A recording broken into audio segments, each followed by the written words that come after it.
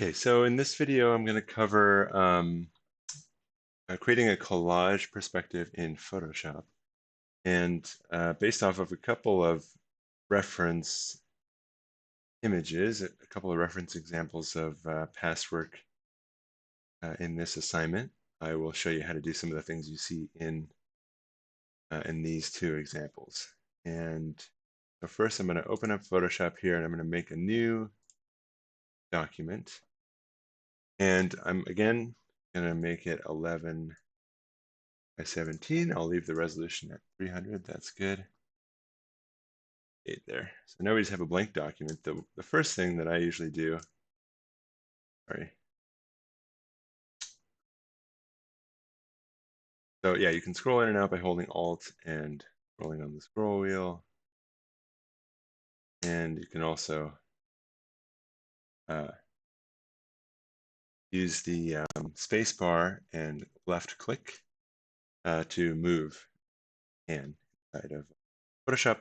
First thing you'll notice is that you have automatically you have a background.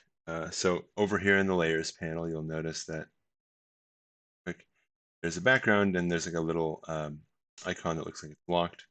So we're gonna kind of we want to leave the background blank. So I'm gonna actually just double click on this to unlock it. And then then I could delete what's on this document or move it around or adjust it as. Now, like in the example images, I'm going to kind of construct a perspective using photos that I'll kind of, transform. I'll crop them and transform them and then edit them as well, fit them together. So, for example, the first thing I'll show you is if you wanted to get like a certain texture on something. So just go to the internet and search for the texture. Perhaps you have a texture, maybe you took a picture of the texture of your of the space that you're attempting to collage. But if you didn't get a good image or you want to just use another one, you can go on here and I'll type in like concrete. That gives me, that looks pretty good. And so I could download an image, one of these images, and use that as my texture. If I had something that was a little bit harder to kind of repeat, right, so sort of random and stuff like that, I can go in here. Like let's say it was a wood floor or something. So with these, we obviously have kind of planks, and that would be a little bit more tricky to repeat. So I'll show you how to do it with this kind of text. So I'll use this one. Save it.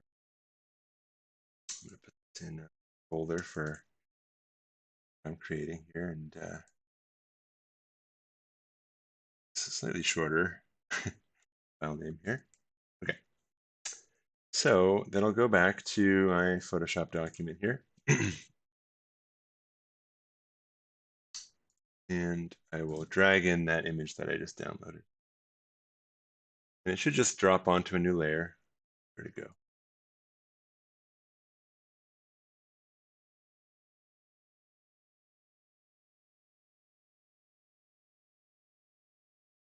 Okay, so it's asking me where I want to place it, and I can also scale it right now, but for now I'll just hit enter. To drop it into the file there. And so there's a couple ways to change the size of things. I can, if I go to the like rectangular selection tool, I can right click and go to free transform. That's the way I like to do it. And just like shown you in past videos, you can use shift on the keyboard to keep it constrained, keep it proportional, like width and height. You can also use alt to scale it around the center rather than relative to the opposite side or corner. Anyway, so once we have that kind of more like the size we think we want, the other thing that I'll point out here is that this layer, because we dragged it in from a file, is what's called a smart object in Photoshop. And you can tell a smart object if you I hover my little mouse over there, you can see it says Smart Object. What that means is that this image right now is still linked to the file that's saved on my computer. And there's some adjustments that I won't be able to make as a result of that. So what I want to do is I want to rasterize it. I want to turn it into pixels and I want to like save it just inside of this file. So to do that, I'll just right click on the layer and I'll click rasterize. And when you do that, you want to make sure so when you right click on the little thumbnail of the layer itself, you'll get different options as you see there. If I right click on just the kind of blank space of the layer, then I can get that option to rasterize. So just make sure you right click in the correct area. And now I'm going to show you how to kind of repeat this texture. So I'll go to called the Clone Stamp tool. You can also get to this by pressing S on the keyboard, or you can click and hold. There's a clone stamp and a pattern stamp. Clone Stamp tool, and I'll zoom in here. So what the Clone Stamp tool does, it's really, really useful. And again, in case you're wondering how I'm doing that, if you hold Alt, right click and drag your mouse, you can change the size and hardness of your brush. Same thing as with the paintbrush. So the Clone Stamp tool is going to be like painting with the paintbrush, except that rather than painting with a color, we're going to be kind of cloning this pattern or repeating or duplicating this pattern. So in order to do that, I need to tell it where to reference the repetition that it's going to produce. So I'll hold Alt on the keyboard, and you'll see my icon change there, and I'll click somewhere. So that's the place, and now you can see I have a little preview of kind of what that would look like if I started to repeat it. So I'll kind of line it up, existing texture there, and it doesn't look perfect, but. And so now you can see as I move, there's a little plus sign to the left that's showing me like where I'm copying from as I go. And the other nice thing is that when I click and hold, I'm obviously filling in new space. But each time I let go of that mouse, it's again re-referencing what I've drawn so far. And so I can kind of just continue to do this in one direction as long as I like click the mouse and then release it again every few inches. So anyway, so that's a really useful tool for a ton of different things. You'll find it helpful. And I can do the same thing for repeating that texture vertically. Again, I would just hold Alt on the keyboard to reset which area I'm referencing. And I'm actually just going to go straight to the boards, flap a little bit there. And I could just repeat this whole texture vertically. That's a little bigger.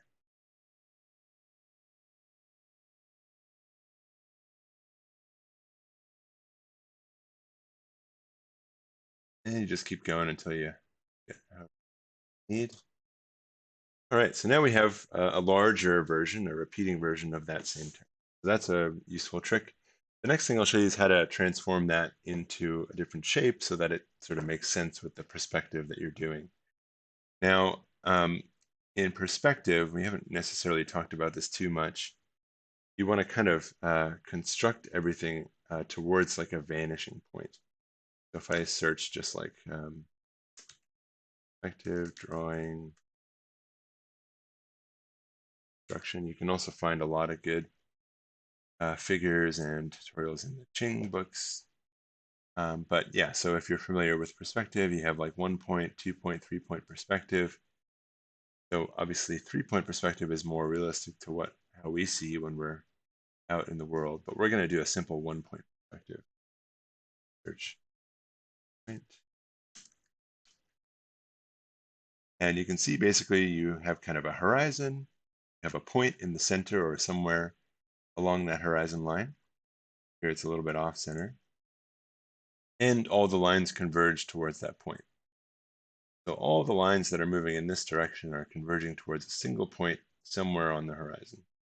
And every other line, at least every other line that's sort of at a 90-degree angle to that, either perfectly horizontal or perfectly vertical. So we can kind of follow those rules to construct a perspective image. So For example, if I wanted to draw kind of the floor, or I wanted to put my floor into perspective, I could grab this layer again, and you can get to it again with the rectangular selection tool. You can also quickly get to it by hitting Control T on the keyboard. That's again rectangular selection, retransform, or Control T on the keyboard.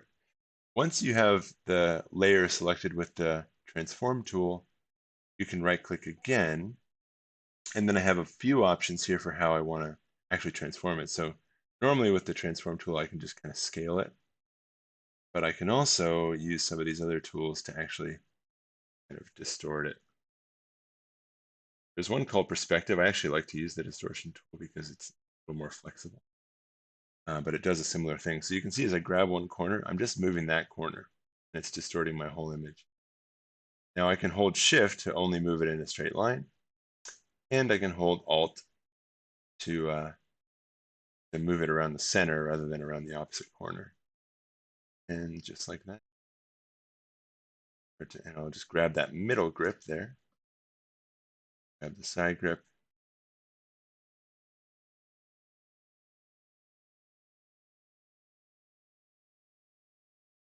Okay.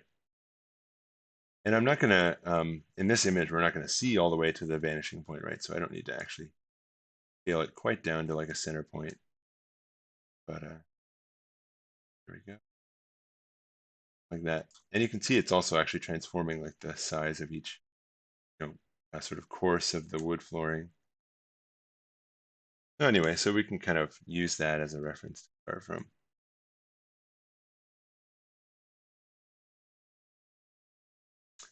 Okay.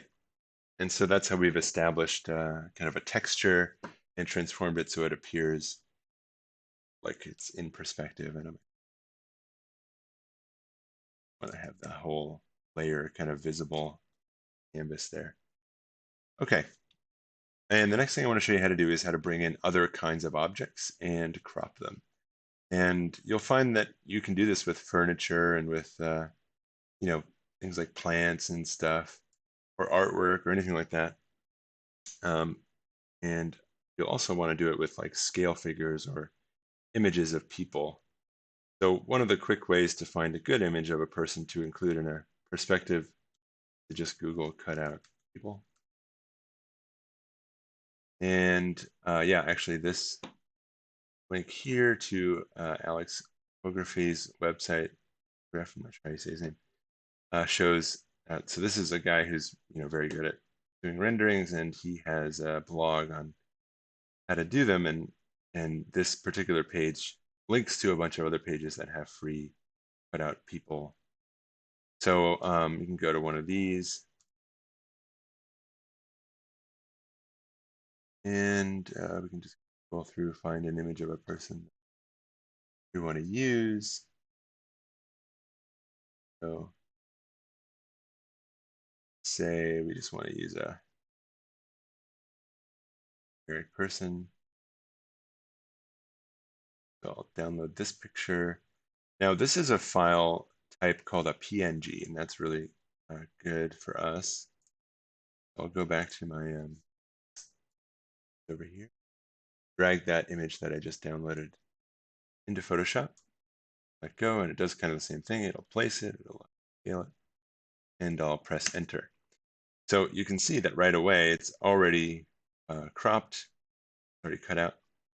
And because it's a PNG, so when you save a file as a PNG, you can actually save it without a background, or parts of it without a background. And so that's why this file type allows us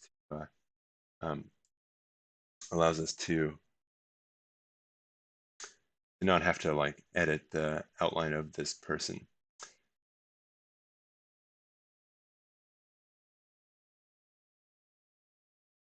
So one thing is there's kind of a trick to getting the scale figures to look right. If you have multiple, especially if you have multiple scale figures in the same image. I'll bring in one other person here so you can see what I'm talking about.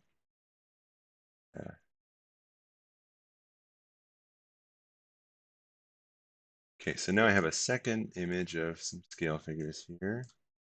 I'll just kind of put them in there for now. And there's so, like I was saying, there's kind of a trick to getting the heights of people to look correct in a perspective image. So one thing that you might find helpful is just Google like how to uh, how to get or just draw, perhaps draw squares in.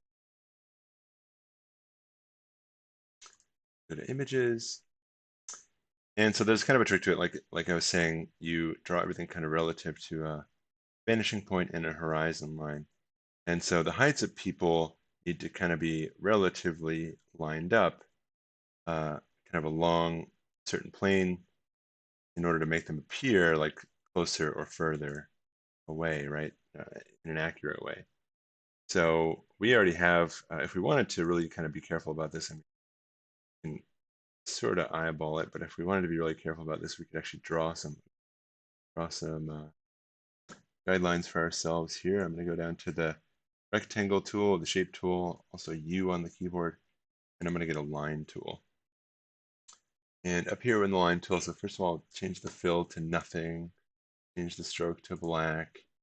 It doesn't really matter. We're just going to use this. We're going to turn it off later. We're just going to kind of get ourselves oriented. So I'm going to drag a line from the corner of my floor there, just along one edge. I'll do the same, and I'm just going out further than I know where these two lines are going to intersect. And that way I know that's okay. So I've found the vanishing point, the existing vanishing point of my floor there. And I'm also then going to, so I can kind of draw, you can kind of draw a line up anywhere. So if I, for example, kind of placed her along this line there, and then I decide, okay, oh, so I can draw another line back from the vanishing point to like the tip of head. And so that I can use as a reference. Selected a layer with these two guys on it. And so I know that, kind of wherever I line them up, I should scale them to so that their heads are kind of relatively close to that same line, right? That'll make them look proportionally accurate. And so I'll use the marquee tool, right click, retransform.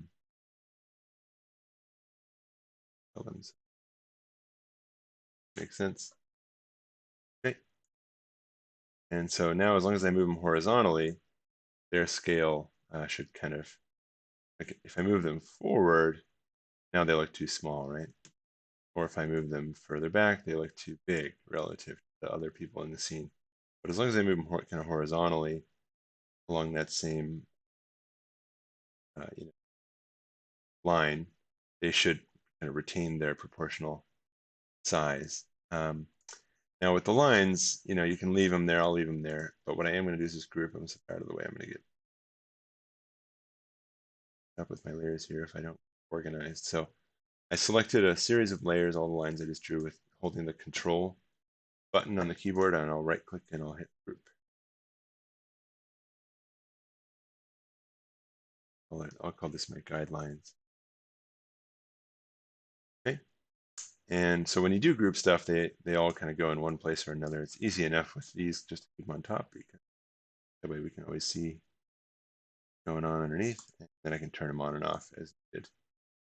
Okay, so that's kind of how to get scale figures in there. And now we would do, we wanted to bring in some other image of something that that wasn't cropped out. Let me show you how to do that. So I don't know, maybe it's like a search for like a,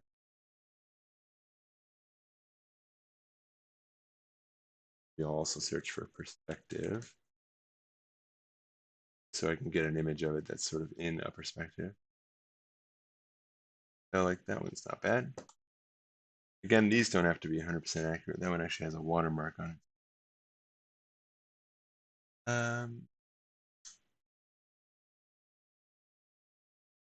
So Okay, this also brings up another point. The size of images is really important in perspectives, especially when you're doing kind of Photoshop stuff, because if it's too small of an image, and then I bring it into my collage and scale it up so it's the right size, it'll become pixelated. So I need to only use images that are of a certain scale. Now, I know. So when you click or when you hover your mouse over these images, you'll see in the bottom left, at least if you're in Google Images, it'll give you um, a set of numbers, and that's the resolution of the image. Now, if I go to Photoshop and I go to image, um, the canvas size, it'll actually tell me in pixels, if I put this in pixels anyway, tell me in pixels, what the resolution of my image is. So it's pretty big, actually, 5,000 by 3,000 pixels. And so we generally want everything to kind of remain at a certain resolution when we bring it in. So that's just kind of a reference, but I think this one will be good enough. So I'll save it as well. And this actually isn't a good example because I've got a white back crop. Find it. I mean,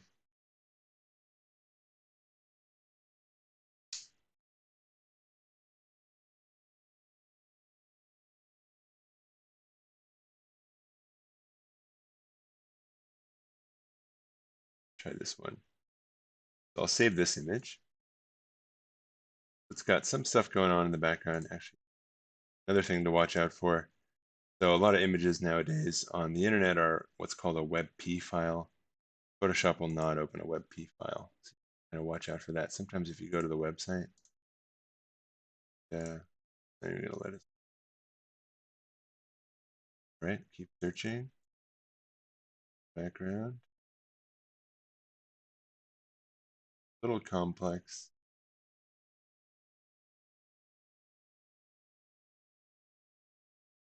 This too small, 500 by 500. This. Okay, show you. All right, JPEG. So I'll bring this image, download it into my file. Press enter to place it, and I'm also going to rasterize this one. So, I mean, I could keep some of the stuff that's on my, like, there's some stuff on my table. I could keep that if I wanted to. Probably just going to crop it out, and then I'll repair the areas where I don't want that stuff later. But you can also find, simpler images, of course. So what I'll then do is I'm going to use what's called the quick selection tool. So right below the magic wand tool, magic lasso tool, polygonal lasso tool. The polygonal lasso tool also can be useful. If you have something that's simple, it may in fact be faster to just kind of, like with this tool, you just kind of trace, what you want. Not the simplest, but I get the idea. So you could trace it out like, and doing a super great job, but just kind of erring a little bit on the side of the object rather than the surrounding. Because when I crop it, I don't want to have like a, a flowing outline to my object. So really inside. Doesn't have to be perfect, and we can always clean it up later.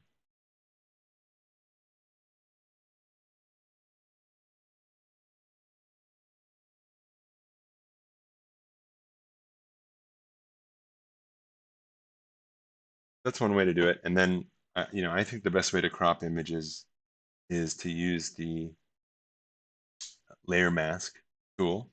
In your layers panel, the little rectangle with the circle in it will allow you to kind of temporarily crop something using a layer mask. So when you click that button, it creates another layer there. On this layer, I double click, I can go kind of inside and make adjustments to what's visible and what's not visible. Cancel. I hold Alt and click on it. I can actually just kind of enter into that black and white. So basically when I'm on the layer mask versus when I'm on the image, the layer mask is kind of grayscale. So anything black disappears, anything white is totally visible. And obviously everything in between, like gray, is kind of semi-transparent. And that means that I can always go back and adjust and add or remove parts. For example, if I wanted to crop out the space inside the chair here, go into the paintbrush tool. I'm using the holding Alt, right click and drag my mouse to adjust the size and hardness of the brush. And in the swatches, if I just start painting in black here, you can see I can kind of right, and I'm on my layer mask is active there, so I'm painting basically in black on my layer mask, but it's making the background of the image disappear. Now I'm also doing a thing where I'm holding Shift. If I click in one spot, hold Shift, and then click again, basically Photoshop will interpolate a brush stroke between those 2 points, like you see there. That allows me to straighter edges quicker. Oh.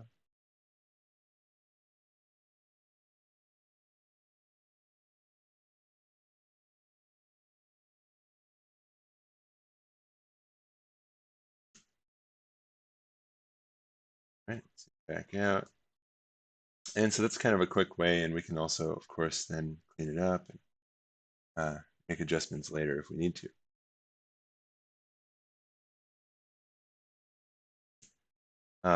The other way that I find really useful is to use what's called the polygonal, sorry, not the polygonal lasso, the quick select tool. So I'm going to right click on my layer and I'm going to go duplicate layer. Okay. Now on this one, on my duplicate, I'll delete the layer mask. Oops. We'll see. All right, when I delete the layer mask, it should ask, oh, I guess I did something wrong there. It might ask you whether you want to apply the layer mask. Obviously hit no if you permanently crop your image. So the direct select tool allows me to kind of, sorry, not direct select, quick select tool allows me to kind of like paint in where I want to select something. So I'm kind of using like my brush strokes to tell it, uh, where the object is that I want to select. And clicking and dragging to kind of just loose the outline, and then it sort of interprets where it thinks I'm selecting stuff and where I paint. Grab that little ledge. And again, I'm going to go back and crop it, or I'm going to crop it with the. So there I selected some stuff I don't want, right? So I can hold Alt on the keyboard. You see my little cursor in the center of my brush. Go minus. Okay. This leg. Again, I got there. And you can always zoom in and make your brush really super small to try to get more detailed areas or areas that don't have as much contrast,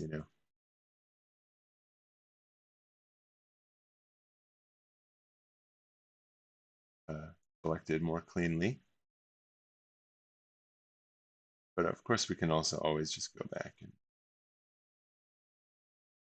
adjust on our layer selection.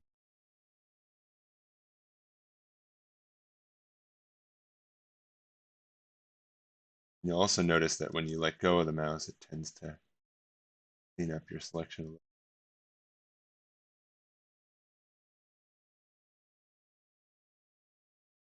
Okay, that's kind of good enough. Now you can do subtler adjustments once I'm done selecting my object by going to Select and Mask up at the top.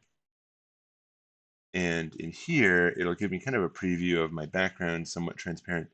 So I can like smooth out my selection, smooth out that edge. Kind of give me a preview of that. I can feather it so it's a little more, um, kind of blurry, that edge. You can see it's making that edge a little softer. I don't really want to do that too much, but okay. And then I can also expand and contract my selection a little bit if I want to, but that's pretty good for me. So I'm gonna click OK. Now my selection is ready, and I'll click the layer mask button again. And if I go and hold Alt and click on my layer mask, you can see there that's kind of what my mask looks like. So it's not perfect, but it's a good place to start from. Now we can make a decision if we just go back to our image, and there's some areas that I would want to clean up, and I would just do that using the paintbrush tool. Again, I'm painting with black.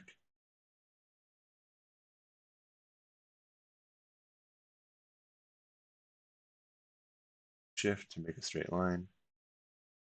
Doesn't have to be perfect, just not be too distracting.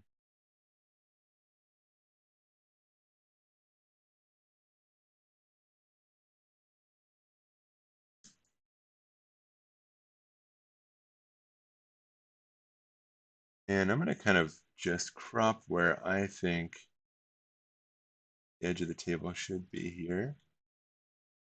Kind of making this up. And then we'll go back in and we'll kind of fill in the texture of the top of the table with clone stamp. Kind of like get rid of those objects. Okay, so that looks pretty good. I guess I also have to, I should move it because it's not going to have the leg there. Okay, I'll do the same thing. I'll kind of, so now I'm drawing with white.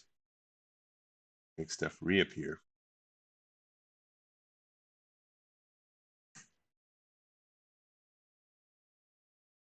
Making it up there.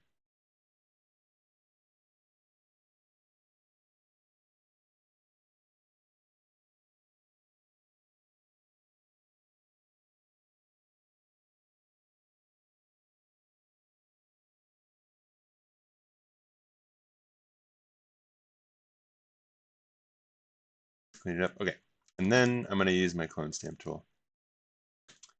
So now I'm using, I hit S on the keyboard to go back to the clone stamp tool. I'm resizing, and I'm just going to kind of a little bit harder. Oops, I'm on my layer mask still, so it thinks I'm trying to paint in black and white. I'll go back to my layer.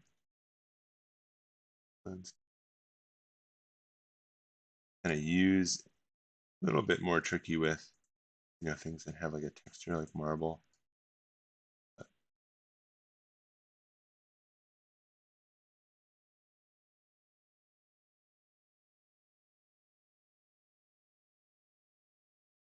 And I can paint kind of off of the side.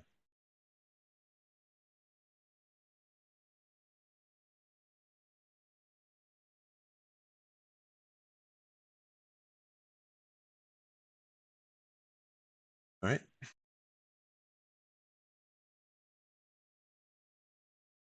Doesn't have to be crazy.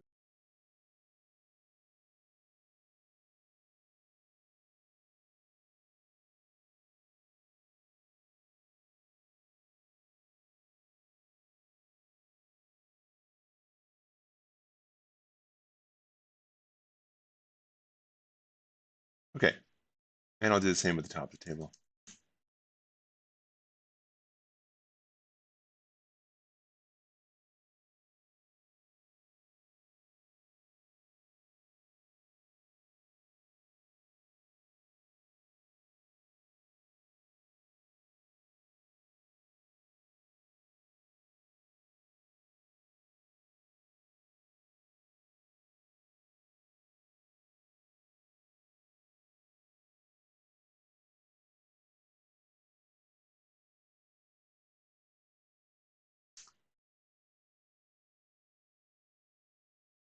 Okay, that's good enough.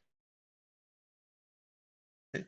So now we have a table, and we could kind of, it's already in perspective, so we could kind of just try and keep it at the right angle. Obviously with objects, it's a little harder because we can kind of squish them or stretch them like that, right? And that would make it look a little bit more, like it's further from our point of view in perspective, but can only go so far with that just because the angle of that, we can only do so much with kind of the angle of the object there. Alrighty. Now, a couple of the last things I wanted to show. So one thing I should mention is you can also make adjustments specific to layers if you want to. If I want to darken something up, let's say I wanted to make this floor a different color or grayscale or something like that, or I wanted to make this these people appear like their clothes are a little bit different color or something like that. I can make kind of adjustments just to create a little bit more cohesion to the scene specific to each layer. Now, one way, because I've started to bring in layers that have all these crazy names, I can just click on an object rather than trying to figure out which layer is which. I can just right click on an object and it'll tell me all the layers that are there. So I have the people in front and the background, which is layer 0. Click the people.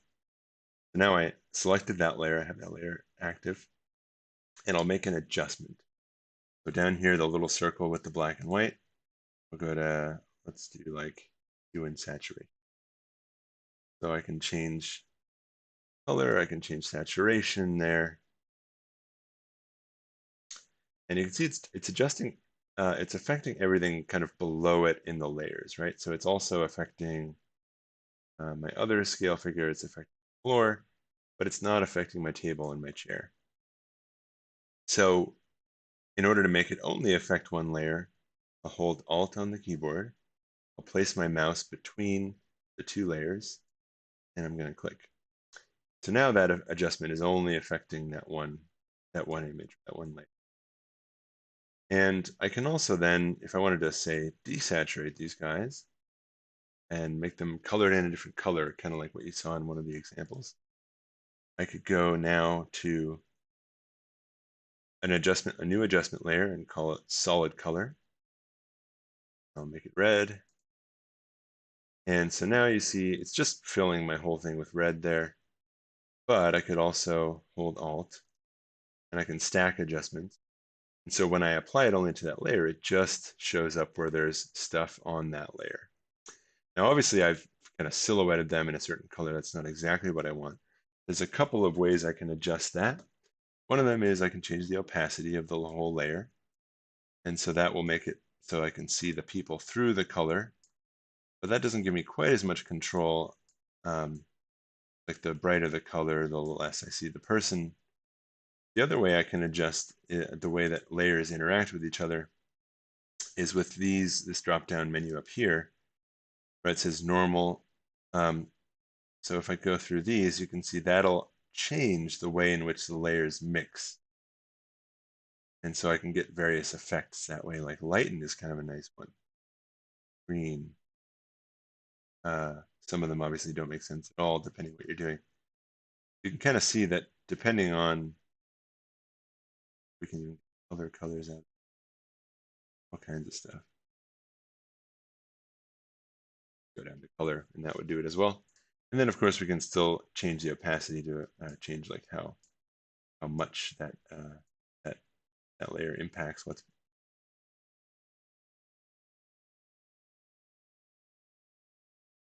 Okay.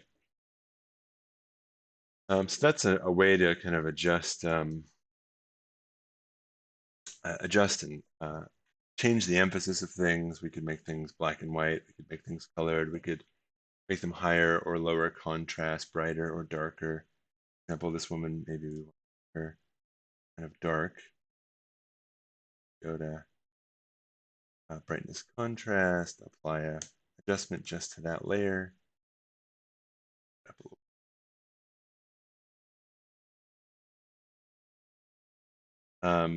If I wanted to change, I want to desaturate the floor, I can go to hue and saturation, turn the saturation all the way down. That'll effectively make it grayscale. I can also go to black and white.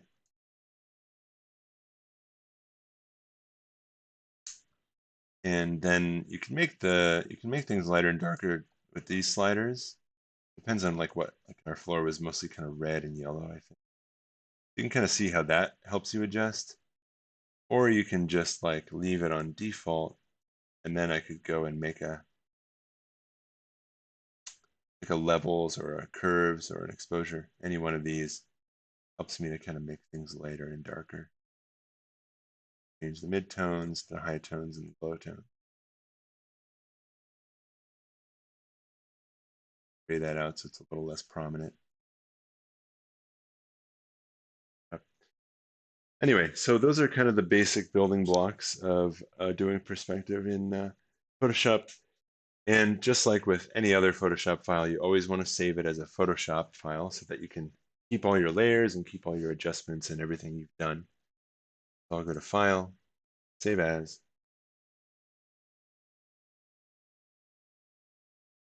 and give it a name. Now, when you're done with this, if you want to place it directly, you can place it directly in an InDesign file. Like you can drag a PSD file into an InDesign file and link it to the original PSD. And that makes it so that anytime I go back and make any adjustments to this image, it would be reflected in my InDesign file. When I go to export my PDF in that file, I can also, if that's like a really big file, it might slow your computer down to put that in a InDesign file. So you could go File, Save As, also save it as a JPEG. The only difference with that is then if I go back and make adjustments to my Photoshop file, I have to resave that JPEG in order for it to be reflected in my InDesign. But anyway, there it is. So that's kind of the basics here. The only other thing I wanted to show you is just really quick. Forgot I want to do this. The only thing I want to show is like the filters, the filter gallery. So if you go to filter up at the top, I'm on my table layer there. And there's a couple things that are just kind of generic filters here. And you can just play around with them, or you can Google what what different Photoshop filters look like. You can also go to the filter gallery. Now I think the filter gallery will, the effect of a filter will kind of depend on the overall image.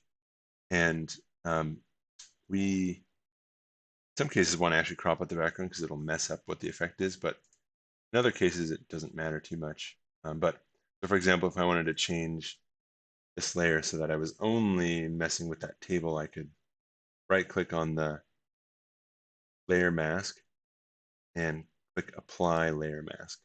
Now that image is completely cropped. It doesn't have any of the stuff that was hidden by the layer mask before. And if I go to filter and filter gallery, you can see we're not looking at the uncropped version. We're looking just at the table. All right, and so in here you can do all kinds of fun stuff. You can make things look like watercolor or like hand-drawn. You can bring out contrast.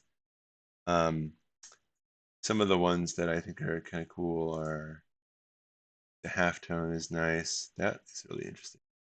And there's all these options on the side, on the right here. Kind of makes it look like newsprint or something. You can do like a glow, use glow.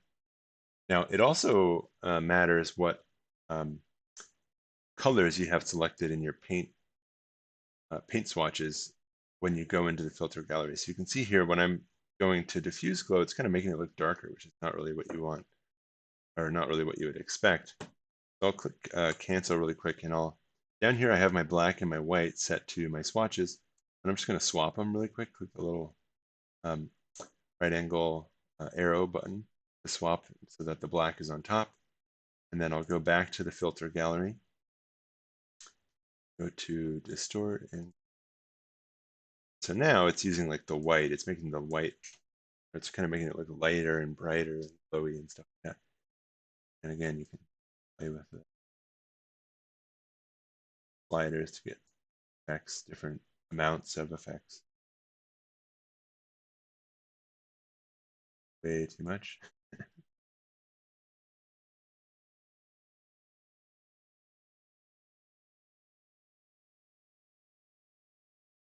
Anyway, so that's another way to kind of adjust the appearance of layers that I find really useful.